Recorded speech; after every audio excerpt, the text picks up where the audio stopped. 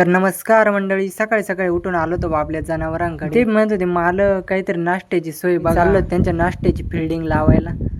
तर सूर्यदेव पण उगलेले आपले. इकडे लगेच शेड मध्ये काही मक्का उरलेली ती, मग ती मक्का सगळं जनावरांना टाकून दिली. इकडे सकाळचे 8 वाजले पण आपला डॉगे काय अजून उठाना. आता दुपारचे वाजले ते 11 आणि जनावरांचा पाणी प्यायचा टाइम झाला होता. इकडे सगळ्यांना पाणी पाजून शेड मध्ये बांधून दिले होते. गावामध्ये चालू होती राशन वाटप, त्याच्यामुळे मी निघालो होतो आता गावाकडे. पायी नाही तर आपल्याला जायचं होतं गाडीवर. ते शेजारचे बाबा आहे त्यांना पण यायचं होतं, मग निघालो होतो त्यांच्याच गाडीवर आम्ही गावाकडे. आणि इकडे गावात येऊन राशन वगैरे सगळं फटाफट भरून घेतलं. आणि आता इथं सर्वात मेन काम ते म्हणजे OTP आणि थंब. आणि इकडची प्रोसेस चालू होती तर म्हटलं इथं महादेवाच्या मंदिरात पाया पडून या. आणि आज म्हणजे सोमवार आहे आणि आलो होतो मंदिराकडे. मग इकडे महादेवांचे दर्शन वगैरे घेतले आणि आता आलो होतो मी घराकडे. आणि आज लाईट येणार होती आपल्याला दुपारी 2 वाजता, त्याच्यामुळे प्यायला पाणी भरायचं म्हटलं पहिले डिझेल वगैरे बघून घ्यावं. तिथं आलो होतो, हे काय पूर्ण टाकीच कोरडी झालेली.